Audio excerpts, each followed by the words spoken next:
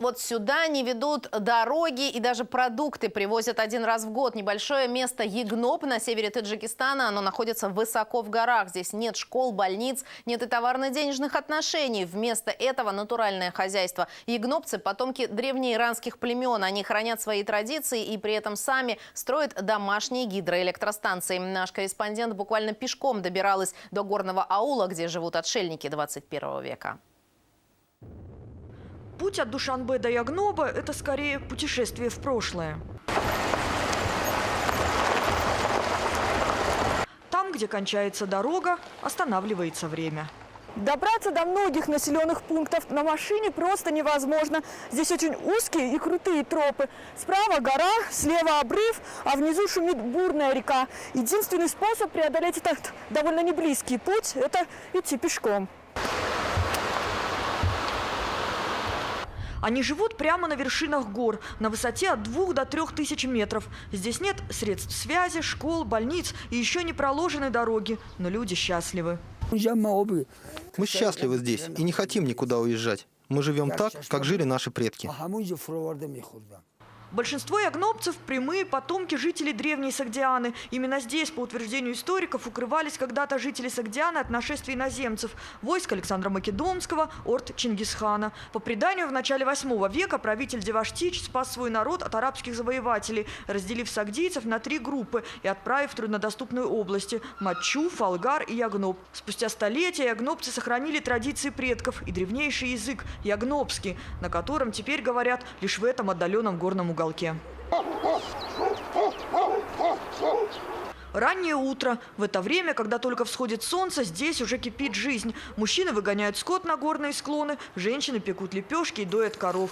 Из этого жирного молока здесь делают масло. Вручную, по старинке. Сколько лет этому деревянному приспособлению не может сказать никто. Просто рецепты приготовления блюд и всю кухонную утварь ягнопцы передают из поколения в поколение. Так изготавливали масло еще моя мама, бабушка и прабабушка. Я полчаса вот так взбиваю молоко, а потом снимаю масло. Из того, что остается, делаю чаку и крут. Густую молочную массу развешивают в мешочках. Когда вода стекает, делают небольшие шарики. Процесс приготовления проходит на крыше дома. Нужно, чтобы эти кругляшки подсохли на раскаленном солнце. Тогда их можно будет есть хоть круглый год и добавлять в национальные блюда. Сегодня Майдамох разрывается между кухней, огородом и комнатой, где лежит больной сын. Накануне супруг ездил за врачом. Единственный медик, и то недавний выпускник, живет в 20 километрах от дома. Он поставил диагноз – бруцеллез и дал лекарства. Но наблюдать за ребенком у врача возможности нет. Если будет ухудшение, придется везти в больницу. А это еще 60 километров до ближайшего района. Заболей сын зимой или осенью, и этот путь преодолеть бы не смогли. Больше полугода этот регион в транспортной изоляции из-за дождей, селей и снежных лавин. Отец семейства пытается по-своему помочь семье.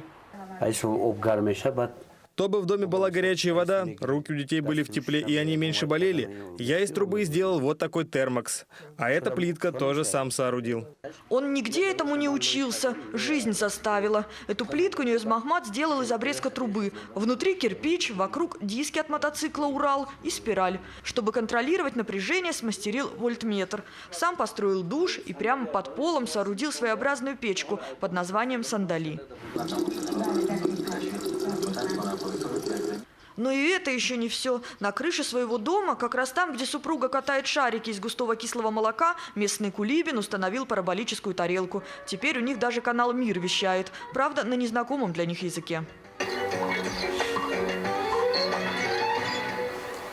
Есть здесь и другие признаки цивилизации – электричество. Причем у жителей высокогорья свет есть всегда, даже тогда, когда зимой во многих районах республики вводят лимит. Мы из подручных материалов смастерили эту ГЭС. Она рассчитана на 16 киловатт. В другом хозяйстве тоже есть своя гидроэлектростанция. Теперь в каждом доме есть свет. Машины с продуктами сюда приезжают лишь раз в год. Привозят рис, сахар, соль. Большего ягнопцам не нужно. Живут, что называется, натуральным хозяйством. У подножья гор построили мельницы. В день перемалывают до 10 мешков муки.